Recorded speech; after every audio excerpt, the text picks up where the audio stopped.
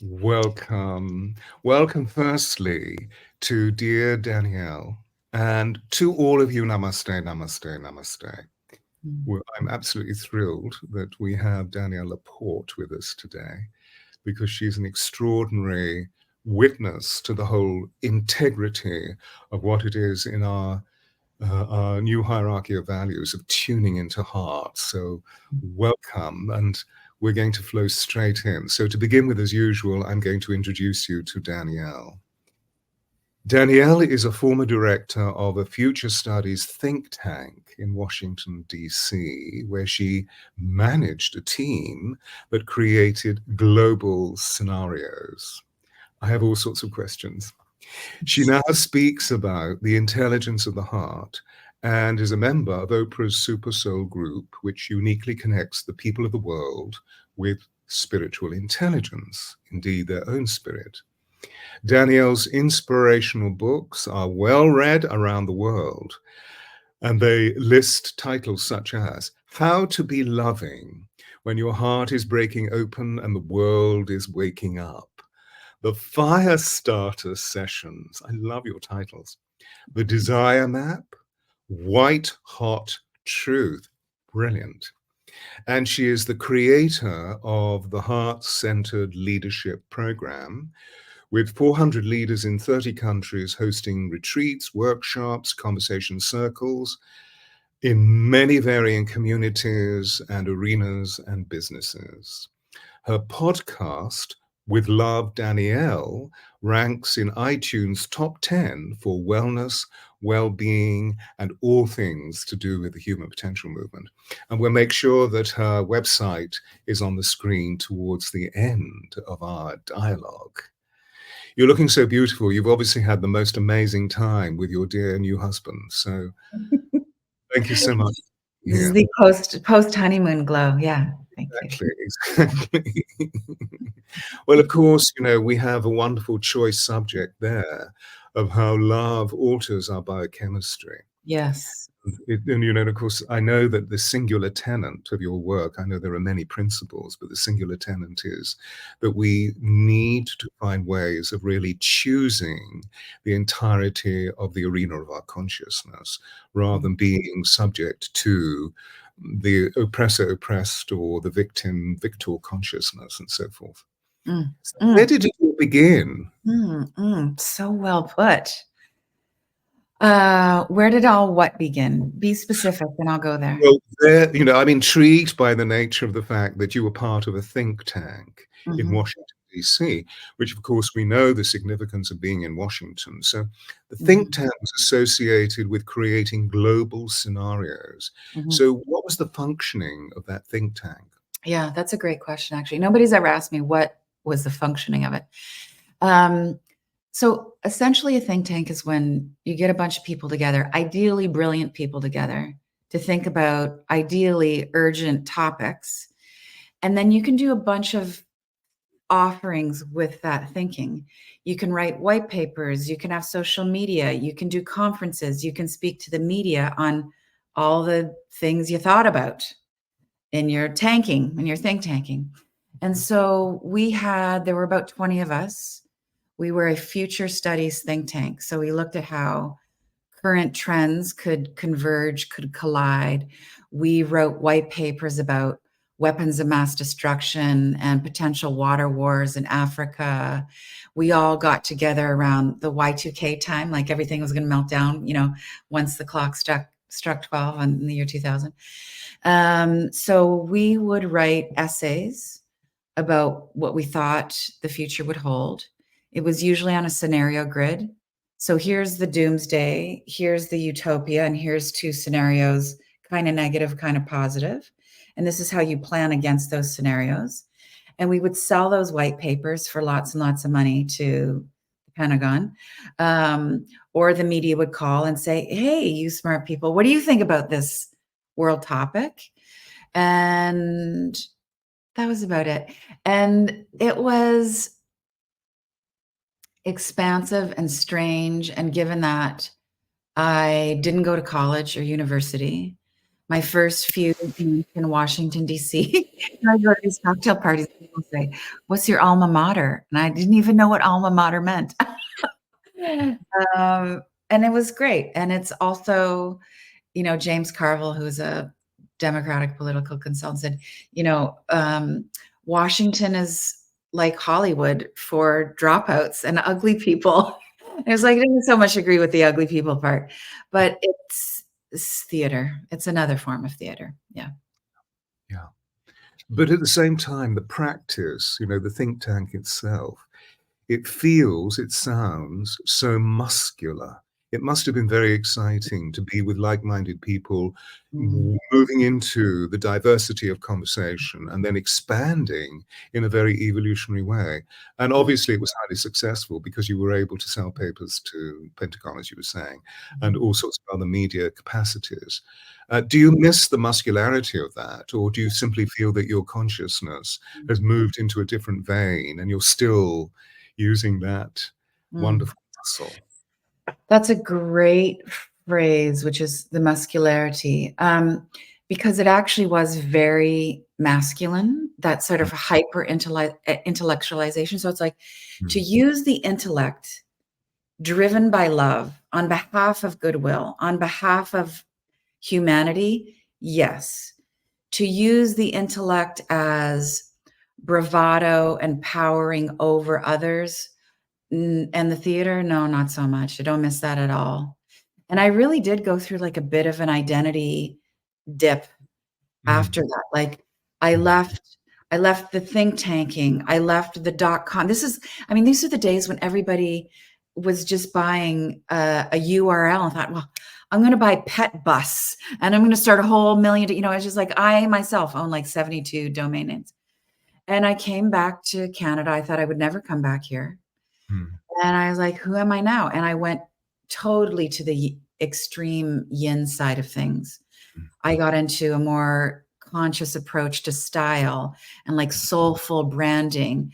But I really did go through that, like that absence of that muscularity. My ego really felt that for a minute. I had to get back to center. Yeah. mm, mm. But your unique contribution to the think tank was that you were not an academic, and Mhm. so Mhm. you have always been heart-centered. Mhm. Yeah. So I Yeah. would imagine that you brought in really resourceful, imaginative, cohesive processes Mhm. about, okay, guys, could you just stop bickering for a moment from an intellectual point of view? The intellectual war games that go on within debating societies in the great alma maters, whether it's Stanford or Columbia. And isn't it interesting because this was a precursor for what we're now seeing in relation to woke? Mhm. Mhm. We're beginning to see that there's some level of gross dysfunction within the teaching of absurdist, liberalized, Yes. Marxist philosophies that are Yes. just about ideology rather than what you were doing, which was to bring in cohesive, heart-centered, or creative and imaginative processes into Mhm. how you can inform people about those things that were really moving through you in an extraordinary way. I think it's fascinating, because we need to be smart, don't we, about the way that we approach the work that you're now doing, the work that I'm doing, because I similarly resigned from my entertainment industry capacity about 14 years ago and gave it all up, gave titles up and stipends and all that stuff, because I had to move away from the bickering. I had to move away from that gross debate. But I, like you, missed some of the muscularity until I found a way of being really discerning with the seductive draw of imaginative capacity for those people who are feeling bewildered and lost, Mhm. and and just tuning into some of the wonderful things. Marianne has always been a great influence of mine. In fact, I just acquired one of her books, The Mystic Oh, yeah, yeah, Jesus, yeah. which is really delicious because she has this way of reperceiving the whole teachings of A Course in Miracles. However, Mm, I want to concentrate on you and not that. So then you moved into heart-centered leadership, it seems, mhm, and all of the extrapolations thereof. mhm. So did you have an initiation? Was there an awakening in your heart that led you in that direction? Mm, mm. No, it was, I mean, micro awakenings, of course. Like, I'm on the path. I want to wake up. It all started with Louise Hay and affirmations and all those things and angel cards and, the days, those early days. Really, like this form of career began with the desire map. And, the micro story there was dissatisfied with goal setting. Life hacking wasn't even a term, but that was what we were all trying to do, and thought, how do I want to feel? And I started attaching my desired feelings to my goals, and that was revolutionary. And the more I talked about it, the more I found out that that was actually kind of a revelation for a lot of people. Okay. So we just, like, let's put a Post-it note on desire for a second. Jump cut to my expression now, and was there an awakening? The answer is yes. So, like, that beginning to now, there was a dawning, which is, the short story is, I was in a really dark period, like a true, for me, dark night of the soul. And my observation is the term dark night of the soul gets overused and misused. Like, you think you're in it, but you don't really know until you're really in it. But I was in it. And a friend called, and we hadn't talked in a long time. She didn't know the state I was in. I'd actually been sobbing on my living room floor before I answered the phone. And the conversation just naturally went to how she was. And I did what friends do, and just, did my coachy, lovey friend thing with her. And I got off the phone and I thought, I felt loving, and I felt loved, and I felt very close to God as a result of that conversation. And I was in a dark, horrible, kind of miserable place. But also just felt so expanded and radiant. And I thought, wow, this has nothing to do with my desires. And this purposefulness has nothing to do with me being in a good mood. And that was the sea change for me. And the question went from, how do you want to feel? And I'm all for that. I just think we don't stop there, to what do you want to embody? And I really got into virtue. Yeah. Yeah. And knowing your relationship with the angelic realm and that kingdom, there's a real, there is an angelic realm, I'm sure, called the virtues and the inspirations and and the way I often describe it to people, because, I also love this human game of marketing and communication and publishing. Like, I love it. I've decided to, like, really master it while I'm here. I've really been very conflicted over the years. Like, before writing How to Be Loving, I thought, this is not a, it's great sales copy, but, I really thought maybe I should retreat, live a more monastic life. I have a son, but, like, how monastic could I live? Give up the desire to be partnered, maybe shave my head finally, all those things, and obviously I haven't done that. But how I describe virtues, which is similar to the description often of the angelic realm, is it just like, if you see divine love as this spherical orb of light, like the origin of it, and all these rays coming off of that are kind of personalities of that divine love. So forgiving and compassion, all these virtues. And I want to embody those rays. That's what I want to do. And I want to do it in all the ways. Yeah. Yeah. It's beautiful, beautiful story. And what comes to me are a series of indicators that I find really, really both amazing and cute. That's kind of, yeah. being that, being in the dark space, that those of us that are really honest with our consciousness, we all know that we've been there on some level. And of course, in Christian mysticism, before Jung's frame of the long dark night of the soul, although St. Augustine referred to it, it was known as spiritual madness. And it was an existential crisis where physically, emotionally, mentally, and spiritually, we were blown apart by some causation in life, some trigger. And so we would go to those people who really understood, the monks and the nuns, and they didn't interfere with us. But what they did within the vibration of the sacred environment that they cooked up through their constant devotion, dedication, and veneration was to create a space for atonement. So there you were with your dear friend, answering her plea, listening to her conversation, being wonderfully intelligent as always. And suddenly there was a ray of light as the expansity of what you were experiencing transcended into at one meant atonement.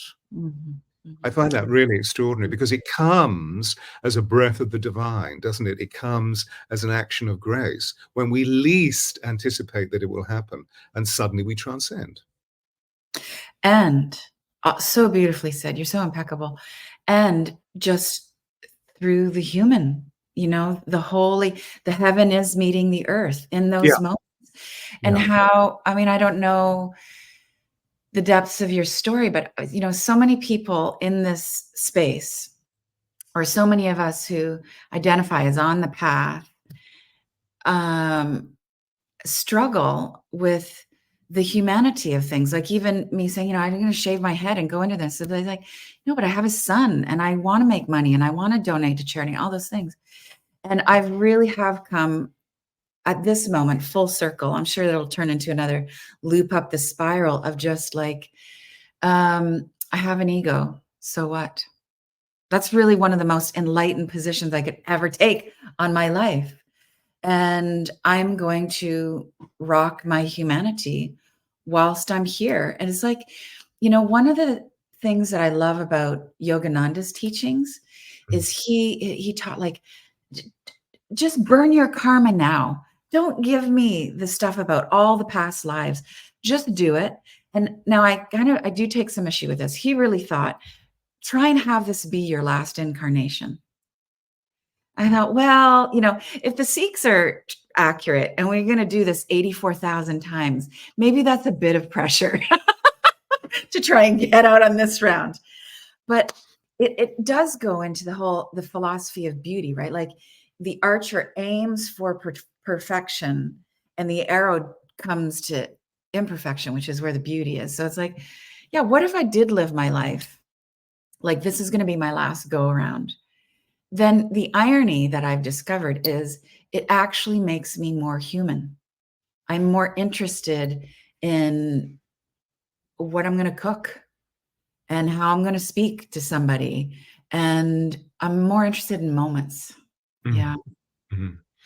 I think that's beautiful. And for me, the deep understanding that I gain from what you're sharing is that, as the angels teach me, and I met the angels in 87, the angels of Atlantis, when I was also going through a huge crisis. So professionally, things were really doing extraordinarily well. And I was this fresh blue-eyed boy, as it were, on the block as a voice coach and flying around the world as a jet-setting voice coach. But my personal relationship, which was a long-term relationship, and I'm really by nature serial monogamist. When I love, I really love, and I'm consistent with that process and will invigorate myself to renegotiate the relationship in terms of compromise wherever I need to go just to stay in love. But I saw that the person that I loved on a soul level was not able to really be with the nature of, by the way, I met 12 angels. And so I realized that something needed to give, But of course, before that happened, there were 2-3 years of challenge. And then when I met the angels, they provided me with this extraordinary miracle mindedness of how, as you were just showing us, just telling us, describing for us, of how we can literally draw all of that spiritual technology deep into our humanity. And that's really the subject of the project, this humanness. The project, yes. And part of that drawing down being the use of the voice. Yeah. You know, like it doesn't really get more human than Yeah. speaking, using your body in this really centralized way. And Yeah. then ideally using this higher intention and letting it ride on the sound wave, you know. Yeah. So I'm also very interested in that. Yeah. I love the fact that you're interested in, that you're embodied with voice, because I hear your note, that we each have a note. And there Mhm. you are living in your note, which many of our brothers and sisters don't because of the way we've been conditioned and educated and socialized and Yeah. culturalized. But there you are. And, it's part of my teaching is that if we can really be in that note, which is, as Rumi would say, if words arise from the heart, they enter the heart. If words arise from the tongue alone, they don't pass beyond the ears. They're just words rather than the sacred logos. But whereas if we're in, yeah. Continue, please. So if we're really imparting on this level, the witness of the word, the intention of the word with its sound vibration, because obviously sound is a vibration of the meaning, that we impart Mhm. real, authentic, integrous truth. Mhm. And Which therefore there's a responsibility, which is is a to responsibility. Yes. speak honestly rather than again getting caught up in ego games to do with I have to supersede whatever this person is saying through trickster and confidence overloads and so forth, the psychological games that people play. That word trickster, what I was going to say at the just in your last sentence there was it's what you're speaking of is beyond magic. Mm, And the trickster is in that magical realm, which mm, I think people play in unintelligently. mm, I think, oh, I'm going to use these tools, all these new age tools. I have no idea of the power of the tool. And mm, that actually, mastery is about realizing you are the instrument. You don't mm, need all of these extra things. And I mm, just thinking, when you played with your tone there, I was ordering something from a restaurant the other day, and this woman had what I would just, call it like an unfortunate, I don't know how you would put it. I don't want to say an unfortunate voice because I know a fortunate voice is in there somewhere, but her delivery was just really grating. And when you speak of note, I mean, what I would have said to her through your language is just like, if you hit your note, dear sister, if you hit your note, you wouldn't be in this job. I really wanted to hear her original note and yes. see where it would have brought her life. Yeah. Yeah. And thereby hangs a huge story, as you and I well know, about the masked voice that so many Northern American, I mean, this is a huge, let me broaden it to world perspective, but A lot of particularly people. Yeah. because of the hybrid nature of the way that things move in North America, that the quality of sound, the quality of tone that you're describing is actually not her authentic voice. It's something that she's assumed because it's to do with the party linguistic, it's to do with the lingua franca in energy. Mm, mm, mm. And when we're sensitized as you are, because you are an embodied witness, we feel it as empaths. We feel it automatically. Wait a minute, Mhm, there's something not quite going right here. mhm, And, in terms of the access of the true authenticity of the way that that person potentially could be, and then it's a question of, well, where do we go with this? And of course, what's beautiful is the mhm, fact that we're emanating our own unique vibration as truthfully as we possibly can. So they're going to pick up on it anyway, rather than getting into that really difficult area of the work, which is, I mustn't fix this. Let's just facilitate, the real core Latin root of education to lead out by example. mm, mm. Meaning when you work with people, you have to be in that place of not fixing. Yeah, well, I just accepted a job today where I'm going to be working with a talented individual in the world who will remain nameless for a TV. And what they wanted me to do initially, because I just had a conversation about 2 hours ago, they wanted me to go in and criticize the person's presence, body language, vocal stance, etc., etc. And I said, no, I don't do that. And they said, well, how can you correct them? And I said, no, my work is not correctional. My work is facilitative. What I will do is engage the dear one in a conversation to find out what they want. And that gives me an opportunity of moving into the magnetic voice, where I can seduce them into a space where they can see that I'm there to help them as an external witness of what they want to create as a free, loving, intelligent, creative being. And they said, oh my God, can you come and do that? So there, you know, whereas before I know that that level of discrimination, the way that people, you know, love to take somebody down because of the competitive nature of our intellects. So that's what I was really referring to, you know, that level of facilitation is really beautiful. We speak of many things on many levels, which is really exciting. And I wanted to ask you, because I know that you're tuning into this beautiful landscape of heart-centered leadership, which excites me hugely, because certainly before COVID, a lot of my work in the public sector and in the corporate world was, can you teach enlightened leadership?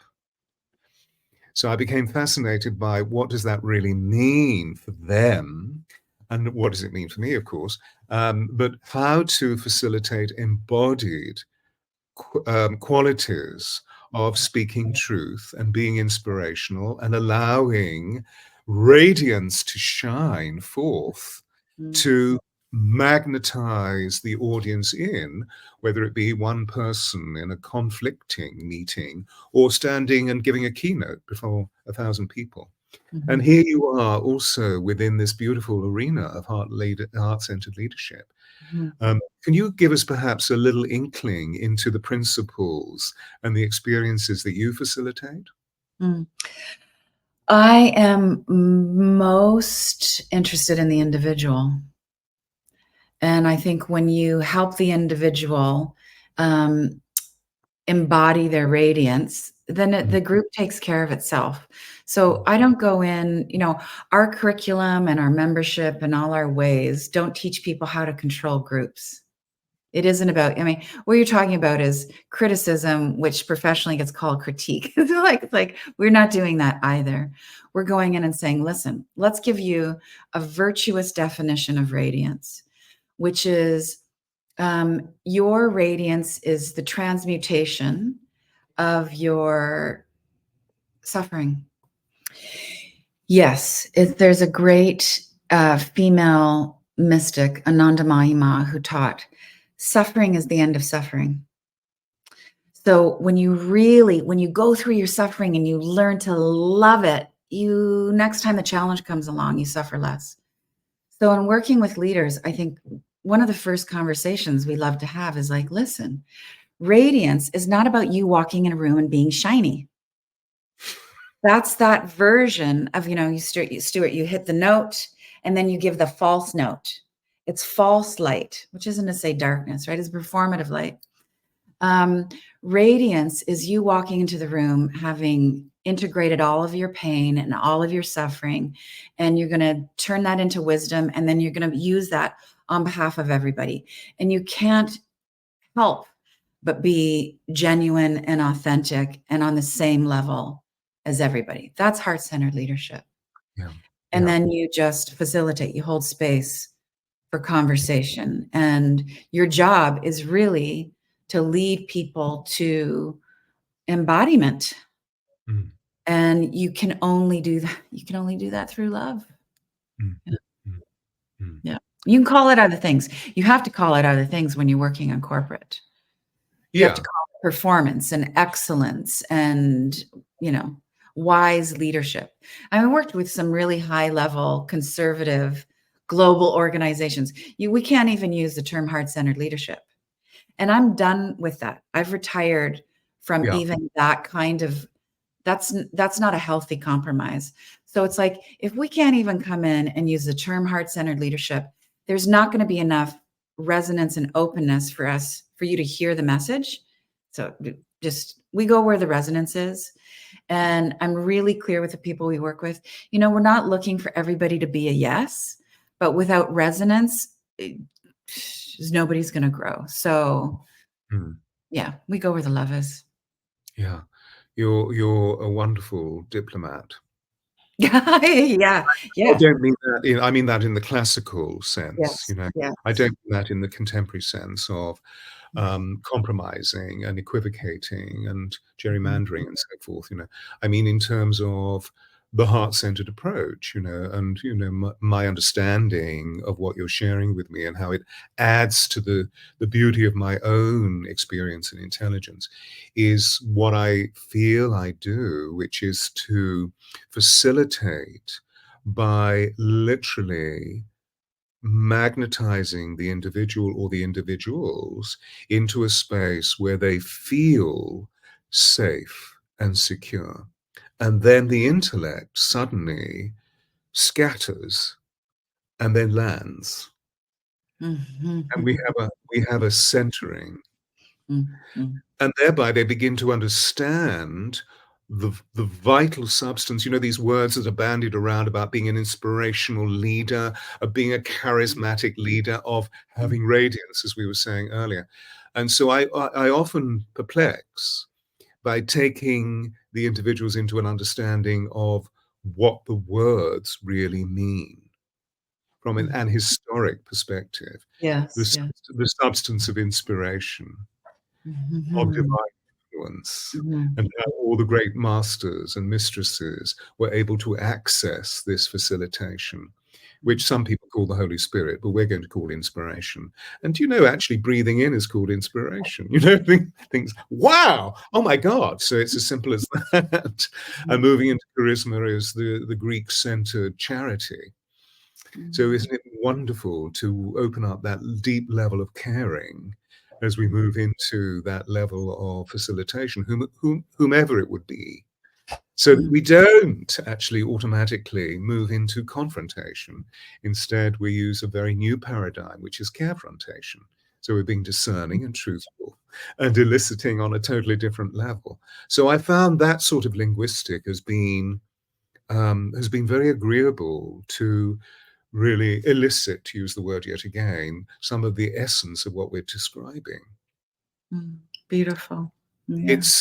It's one. And do you get to fly around the world and help all your heart-centered leaders to access, or is it all done online, or how is that? It's mostly done online. So the offering is we have a heart-centered leadership curriculum.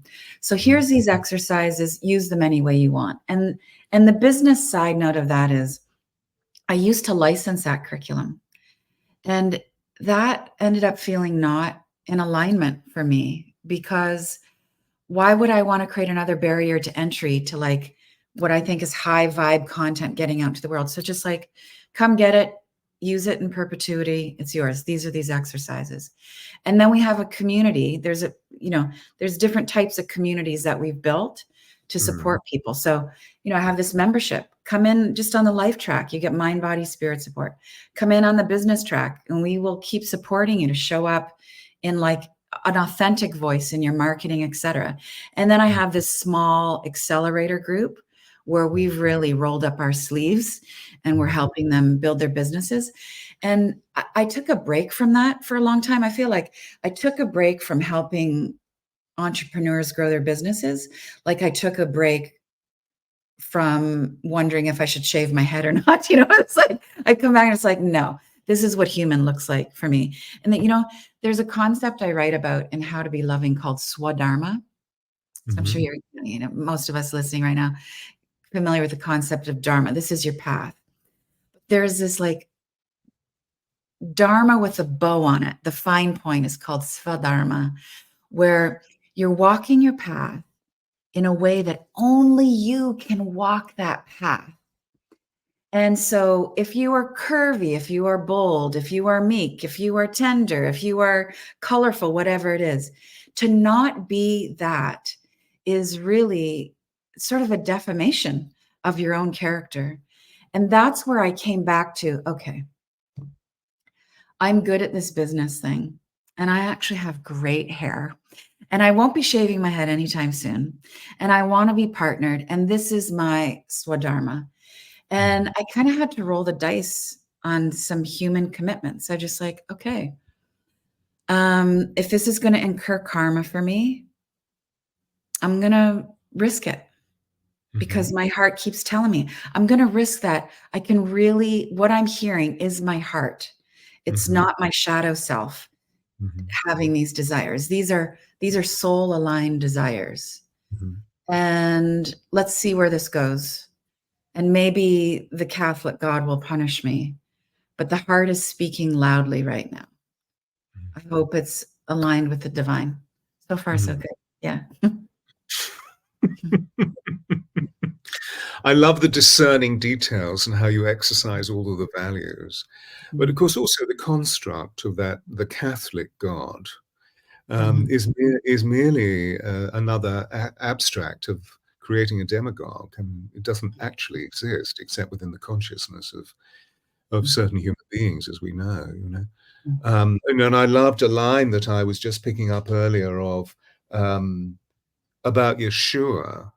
I just wanted to get the quote right. You know, he came only to be a brother of the world. And in the simplicity of all of the truth, particularly through the allegorical stories, that all he was doing is communicating.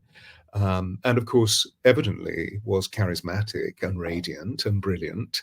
So his aura gave off this field of energy, which was really what the Bodhisattva do, and is what Yogananda was doing, which is why I think he was using that wonderful little sweetmeat of, you know, consider this to be your last incarnation, because possibly it was his last incarnation as a Bodhisattva, you know, and that he would just simply rose into. It's interesting. A text has just come through from somebody that I really want to introduce you to, who is a very remarkable woman called Zoe Carla. I thought I'd switch my phone off, but anyway. And she has just created We Are Eight, which is a new social media platform. I won't go into it now because I want to keep the flow of our conversation, but I'll reintroduce her at the end because I really want you two to meet. It's an extraordinary social media platform which is protected by AI, so that all the exchange that takes place is actually a free market of creative energy where there is no hate. Extraordinary. Anyway, and she's the founder and the CEO. Interesting story. She came onto a deep dialogue over 4 weeks ago. So there's a deep dialogue there. I'll find the link and I'll send it to you later. Back to where we were. Oh gosh. Yes, we're already touching on it, but I wondered if we could, particularly for our listenership, if we could touch on how you define the metaphysical perspectives that you are now using within a very earthy, worldly way that speaks to so many people. Embodiment is a hot word right now. And I just break that definition down into who do you want to be? What's the energy that you want to be when you text, when you speak, when you cook, when you love, when you walk down the street? That's it. Everybody gets that. Everybody gets that. What's the energy that you want to be? And that is a very different question than how do you want to feel? It's not as transactional. It is about a kind of radiance. So that's my shortcut. Yeah. That's beautiful. And of course, you've also spoken in depth about Annamaya and Yogananda. So these are evidently spiritual figures that you've been intrigued by. Yes. And that you've learned much by their witness. Is there anybody else that you've tuned into that's influenced you? Krishnamurti rocked my world in my 20s. I mean, really the one teaching of his that discipline is a tool that numbs the mind. That had me break out of a lot of things a lot of new age robotic things I was doing to please this God in the sky. Krishnamurti, Pema Chodron, very inspired by the humanity, the inclusiveness of Adyashanti. Mm-hmm. Yeah. Most recently, he stepped down from teaching. He retired, and his sharing of his, he's suffered terribly with some nerve pain over the last 20 years, and has admitted that he has PTSD from this Mm-hmm. physical suffering, which I wonder if he took on that physical suffering for his Sangha, but he's never spoken about that. That's just my curiosity. As Yogananda did, we just transmute a lot of the physical pain of his community. Adyashanti, more contemporary, and now, they're friends. Marianne Williamson, Michael Beckwith, I think, is very masterful and real deal frequency. Those are my go-tos. And Jesus the Christ, Course in Miracles has been very influential on my thought process. Yeah. May my mind be filled with the thoughts of God. Yeah. Yes. Beautiful, beautiful. And do you feel that these extraordinary individuals, who are obviously profound devotees, do you feel that they're connecting you with past lives? Never been asked. Probably, and it doesn't matter to me. So, of course, my paradigm, I mean, maybe it's not an of course, but my paradigm is very much reincarnational, 84,000 lifetimes, absolutely different dimensions, naturally, of course. And I'd say, in my 20s and early 30s, I really wanted to know, was I Cleopatra? Did I sleep with Mozart? Was I Mozart? Who did I sleep with? And I had some very distinct memories that were just, no one could convince me otherwise, that those weren't legitimate existences. And I still stand by those. And then I just got to the point where, it doesn't matter. It's it's enough for me to try to be present here in the state of my consciousness that I wish was higher and more refined than it is. I cannot verify if that dream, that sensation, that visual was a legit past life. So why don't I just focus on being a kind, loving, present person right now in this conversation with Stuart? And there are some things that still occur to me, but more like, this is the playing field I've put them on. Something that occurs to me that is evidently a past life memory is on the same vestibule. It's on the same level for me as remembering a slightly traumatizing experience from my childhood. Same thing, equal measure. I need to not be that attached to it. I need to just say, oh, that crossed my consciousness. This is how that affects me in relationship and what I choose to eat and etc. And I'm just going to integrate it and move on. Yeah. No stories. This thing, the past life stories become more identities, more ego. Yes. And of course, my questioning was more about the transcendental rather than about the fixation that so many people, as you've just so beautifully put, become caught within the psychological narrative and keep going back and telling the same stories because it's an aspect of their identity that is, they're lacking a solidarity of purpose, and so they keep telling the story. And what I'm interested in is the way that there are, you are clearly a chosen one. You're clearly living an anointing. And what that calling has been, how you've been able to discern it and identify it and extrapolate, really expand it in the most beautiful way. And you're this really cool contemporary woman who is able to reach into all of these different files and draw them into this broadened bandwidth of capacity, which essentially I believe is what our years are all about, which is one of the reasons why we're living longer years. It's not just because of the advances in medical science. It's to do with the fact that we're choosing to live longer because we're beginning to really find ways of exploring what that capacity is all about. I just turned 70 and I've sort of got to a point where I think, oh, this is the age I've always wanted to be. Is it? This is the age I've always wanted to be, because actually suddenly there's this resting place where I can feel that I'm really getting this 3D thing. Yeah. Yeah. Yeah. And now able to play with it and understand when I'm masking and being inauthentic to myself as well as to the divine, so that I can even it all out and begin to see ways of penetrating deeper into the substance of psyche and how it embodies within me, so that I can be true and loving and Mm. honest and strong. You All the know, this is such an interesting point about living longer lives. I think, yes, by choice and by tension and intention, we're becoming more aware of our creative capacity. But also, I think the wisdom is more of a requirement. It's more needed than ever. And you see younger generations are coming in more gifted, more wise. Like the universe just keeps trading up. But for those of us, I mean, some of us need to stick around. yeah, yeah, yeah. Yes, and it's that you see, there's an old-fashioned phrase that keeps coming to me, that how level-headed you are and how level-headed our conversation is, that there's a balance, there's an equilibrium. Mm. And of course, we see these gifted young ones coming forth who will be the harbingers of a new way of being, Yes.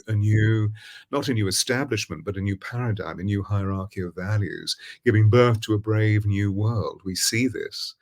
But at the same time, gosh, are they going to need level-headedness and balance? Yeah. And that's where I feel, the true elemental consciousness of the wise one, the sage, the seer, which we often see in the expression of the divine feminine, the old hag, that she has reached a point in life where she is so beautifully wise that she's able, through silence and through stillness, to mitigate change in others that are, misbehaving, just need support through this whole process.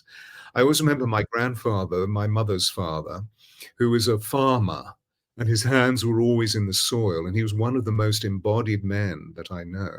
But at the same time, he saw who I was as a child, because I spoke a multidimensional language and nobody understood me but him. So he would wake me at 5 o'clock in the morning when we were staying in the country with him at the farm, and put me on his shoulders and carry me off into the fields, where he would whisper his horses and tickle trout and sing to the fairies, because he was absolutely he was an arable farmer. So he knew that the fairies were actually helping him grow his crops. So he had this extraordinary ability to be really grounded, but all of this metaphysical referencing. And whenever he needed to caution us, he always did it through whispers. Mm. And Mm. I still remember extraordinary things that he said to me about, come here.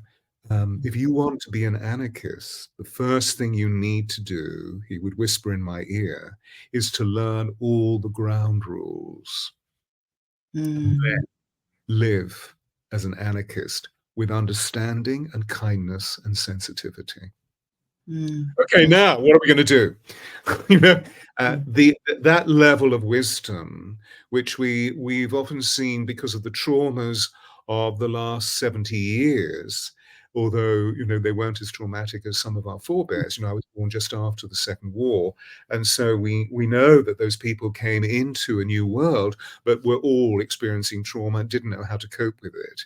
And so often they remember that wonderful Graham Hancock poem, "They fuck you up, your mum and dad." They're all about projecting onto, which is all part of our muscling up as spiritual warriors, of course. So this is such an exciting conversation, That's great. because so much of your work, both now and at the beginning in the think tank, was future facing. Mhm. What are Mhm. you seeing at the moment are these delectable projects that you're going to be initiating, if you can speak about them? Maybe they're so fledgling, and maybe they're sacrosanct, so please Mm. don't feel that you have to. But My spiritual practice right now is simplicity. Mhm. So I'm moving into a phase of just like focus. I've built all this stuff and I just want to go deeper and sweeter. Just nourishment is our guiding, that's our power word right now. Nourish, nurture, generosity. Mm. And I just want to do that with everything I've got. So, um, I went from being over identified as being an introvert to now, in my heart centered membership community, I'm just like, I'm in love with everybody. I can't wait to get together. I want more in person, all the things. Um, there was world events where we all retreated and didn't get on stages, but I also was having my own internal event. And now I have like a different, I don't know if it's clarity. It's not clarity. It's a fullness. It's like Yeah. all of me is taking up more parts of my life. Mm. And it's like a saturation that's happening Mm. instead of a muscularity. Mm. And I want to be back on stages. Mm. And Mm. so it's been years of just saying, no, thank you. No, thank you. And now like, no, I want to be with people. And part of that too was, interestingly enough, like my ego was having me say no to gigs Mm. because it wasn't enough impact. Like, oh, I'd rather do like a webinar where I can get 10,000 people and I can, and now I'm just like, no, I would rather, I mean, I can have impact in lots of ways, but hugging matters. Voice in a room matters. Different countries matter. And I want to do that. So I want to just hug all my people in all the ways. And Mm. I'm playing with this idea. I mean, this is very fresh. You mean talking about your conversation 2 hours ago to not critique someone. Like, 2 hours ago, I was in the park thinking, well, what really shows up for me is helping people to have heart-centered businesses and careers. And I Mm. didn't see it. I did not see it going this way. And Mm. I don't know Mm. if it will go that way, but it's really, Mm. um, it's who's showing up on the farm. We always Mm. refer to the business as a farm. Mm. Yeah, so we'll see. Yeah. It's so beautiful, and as you speak, my intuitive capacity opens, and I Mm. won't divulge just now. But if it's something you would love me to do, then we'll do separately. That's too much of an enticement for the audience, I know. But one thing that I'd love to, if I may, as a peer of Mm, yours and as a colleague, what I would love to say is that your field is so exquisite. mm, And I know that there are many voices that pour into your field that become your voice. And I mm, know that you are literally mhm, equipped with this beautiful bandwidth to be mhm, standing on those platforms so that the unseen ones can pour through you and mhm, bring immaculate mm, conception.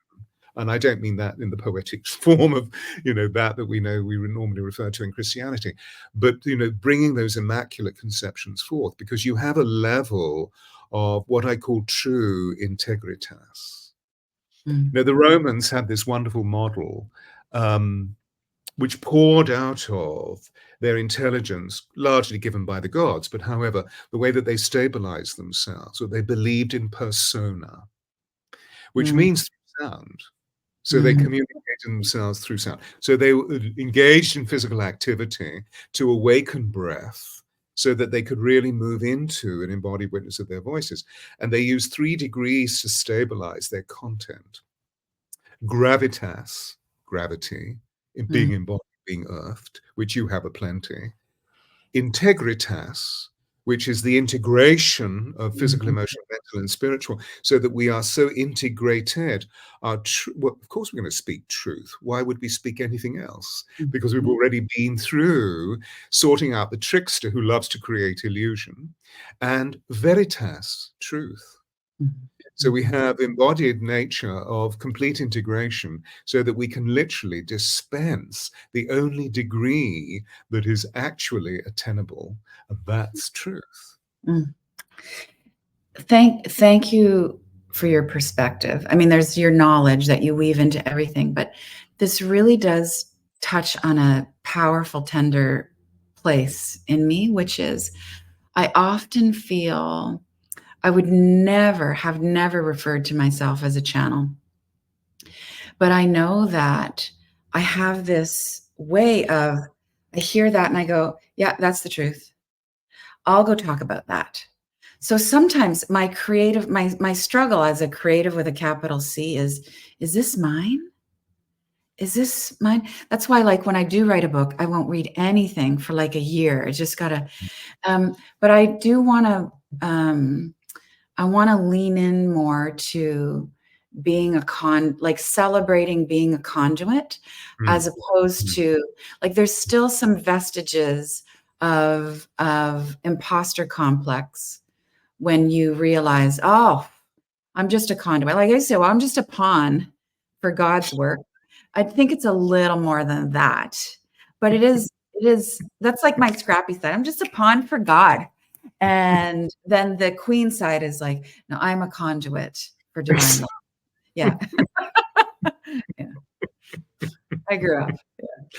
I love the adventure playground that you just took us into, because we see all your sub personalities. Yeah. It's beautiful. But yeah, dare I, we're moving towards the completion of our conversation, which has been so beautiful Mhm. for me. I hope it has for you as well. I'm sure it has. Mhm. Symbiotically, I feel that. I feel, you see, that we are called to God's work. We're called to the divine. And so all of these beautiful aspects of your being are actually about the dispensation of the divine logos, very simply, but in really cool contemporized ways. I'm not talking about moving into secular theology. I'm, in terms of those mystical aspects. It's like what you were saying apropos my question about metaphysical elements. What you do is you ground them, and so you fresh mint them. And what's Mhm. wonderful is that you have the bank of experience and the intuitive capability of knowing them. And actually, what you do is you fresh mint them, and they become yours, which is just so cool. Mm, It's your mm, it's your genie. It's your mm, genius. mm. Fresh mint. I like it. Thank you. I love that, because one of the things that I was talking to somebody about this afternoon, that said, but how do the angels help? And I said, well, let's just look at the Italian Renaissance. All those great craftspeople, like Botticelli, Michelangelo, Raphael. They didn't believe that they did the work. They believed that they actually had a genie, which is their guardian angel. They called it a genie that gave them genius. So all Mm, we need to do is get ourselves out of the way. mm, Obviously, they spent hours practicing their craftspersonship. So they knew exactly how to create tonal color, texture through certain paints, canvases, all of that extraordinary mastery. But the point is that they just open themselves. And I feel that that's what you're all about as a conduit. I would mm, never refer to you as a channel. mm. I dig it. Thank you, Stuart. This has been a gift. Thank you. Yeah. Mm. Yeah, unfortunately, we will have to complete. And so, my heart to yours, and from the deep pith of my soul, it's huge gratitude. Thank you for your generosity. Oh, thank you. Thank It's, I feel so nourished by your wisdom. It's gorgeous. It's you. like having a warm shower. It's just so wonderful, but pure water and these gorgeous aromas. Mm. So, Rose. That's Rose. Yeah. Yeah. Let's hang out. I'm going to come to London, hang out with you. Yeah. yeah, yeah, Yeah. let's. So, ladies and gentlemen, thank you for tuning in. I Yeah. know we've created this extraordinary field between the two of us, and I'm Mm, sure you've been able to both sit on the edges and also dance within the extraordinary capability of what the field has opened up. And I hope that you've learned something and found that really entertaining. Just to remind you, Deep Dialogues is about creating a brave new world through redefining a hierarchy of values that we can live by in the way that Danielle has spoken. So she's been the most perfect witness of this. And join the community by subscribing. Gosh, how interesting. Have you already done this, Ryan? Could you put up Danielle's, there you are. there you are. There I am. And so if you wouldn't mind staying where you are just for a moment, and we'll close down. Thank you, Ryan. And namaste, everybody.